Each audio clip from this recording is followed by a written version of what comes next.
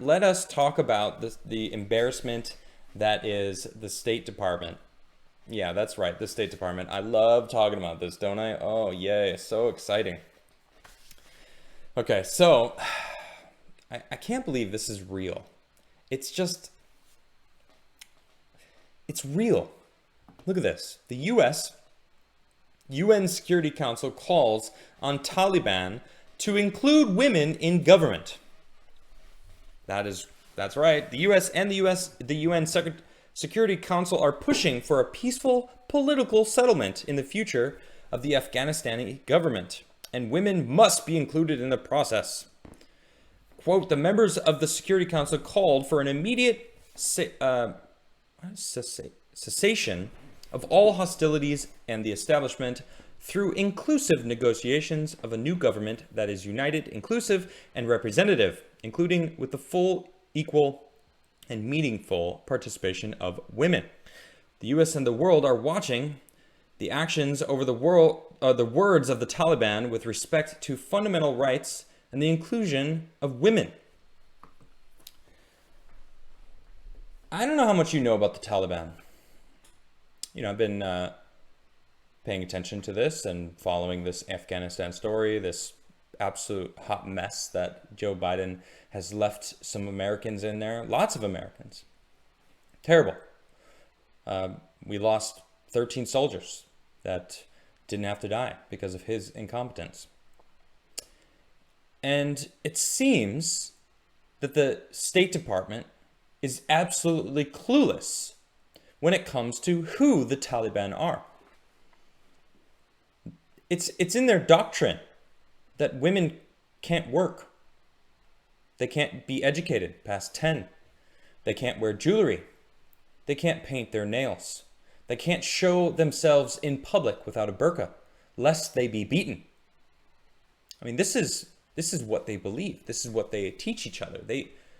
The fact that we're basically telling them, you have to go against everything you believe, or else what? We're going to go to war with them again? Huh? You reinvade Afghanistan?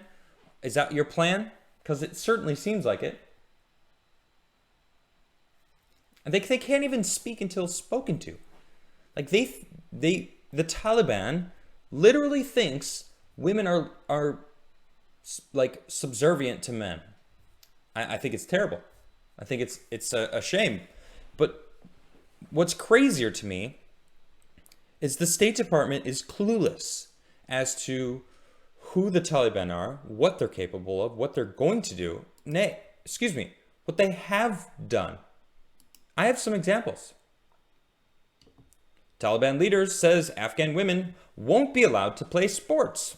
Well, that's the lighter side of things. Taliban reportedly shoots and killed Afghan women for not wearing a burqa. That was day one when they took over. Also, they said to the State Department, we're going to be inclusive. Everyone's going to be fine. Everything's the same, no worries at all. They told the State Department, we're good. And then they shot and killed a woman for not wearing a burqa. Of course, they execute pregnant police officer in front of her children and father. And I mean, the way that they do it is absolutely brutal. They I'm not going to say it, but it's absolutely brutal. And it's not like they just shot her in the head or anything. It is nasty. Okay. And they did it to teach a lesson because that's what they believe. They think that Western society is everything that's wrong with the world. They believe that. So for us to say, you must succumb to the way we do things, they're not even saying or else. They're just simply saying, they must do this. They must do this thing. You think they're going to? You think they care? This is real also. Taliban seat on the UN Commission on the status of women is likely. Of course, I don't really care what John Bolton says, but it's true. Because they're going to fill the spot that Afghanistan had for quite some time. because they have been rather inclusive, and women were able to get an education, and now they're basically going back on all of that. This isn't getting better for these people. This is getting worse. Taliban paints over the soul of Kabul. Western murals that adorn the Afghan capital's walls, including one of George Floyd, are being replaced with victory slogans. Why was there even a mural of George Floyd in Afghanistan? Now, I can't find this, but I read this in an article earlier today that they said we aren't going to have some false idol on our walls. And it's like, ooh, man. And that's really what they've made him out to be. He was not a good guy. I mean, this is a side subject, right? I mean, I don't really mean to talk about George Floyd, but why was he in Afghanistan? Why was there a mural of George Floyd in Afghanistan? And they painted over him. And they painted over many things, including the front gates to the former $800 million U.S. embassy. You know what some of these signs say? Don't believe foreign propaganda. I mean, I don't agree with the Taliban on anything, but maybe that. Don't believe, well, they say foreign propaganda, but in our instance, it's everywhere. China has spent millions of dollars probably buying people off, but they spent millions of dollars before the election. I'm sure they've spent more because this is what we've found out. Propaganda exists everywhere I look online daily. I'm seeing it all the time. And even worse is I'm seeing that it works and people are hating others for it. And it is a shame. And I'm going to talk about it in a little bit because some of that propaganda is getting people to attack Larry Elder, which is crazy.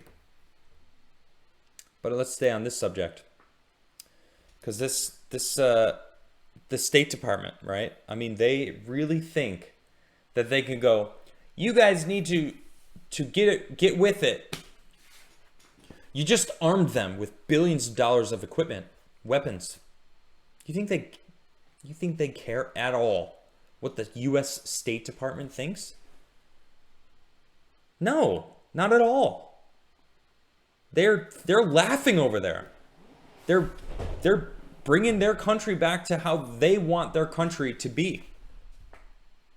It's a shame for the women out there, absolutely, without a doubt, because I think women have every right that we do, being a man, right? I mean, to think anything otherwise is not okay, and I'm not going to go over to the Taliban and be like, you guys should do that, because I know the Taliban would just laugh at me, or worse.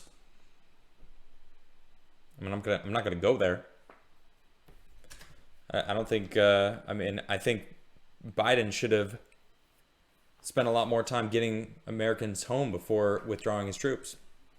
In fact, he's being ridiculed nonstop everywhere he goes.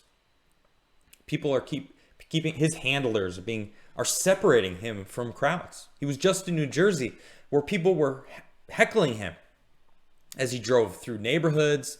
I mean, Jersey's rather blue. I lived in Jersey last year or earlier on in the year, and I saw Biden signs. Granted, I saw a lot of Trump signs as well, but I saw a lot of Biden signs. But for them to come out and attack Biden, number one, I don't blame them, because Biden did mess up royally, and no one's holding him accountable. Or I am. Conservatives are. There's supposedly 20% of people who voted for Biden regret that vote. I think it's less than 20, or I think it's more than 20%, because, I mean, even in Arizona, we just found out that there's some 97,000 ghost votes that aren't registered to actual people. I don't know if you heard about this, but I I read about it today. It's from Maricopa County. Ever heard of it? You know, the audit that's going on over there? Yeah, it's ridiculous. Of course, I'm getting sidetracked. Bottom line is, this administration is a joke. This State Department, Department of Defense, the Biden regime, they don't care about Americans. They care about themselves. And it is absolutely ridiculous.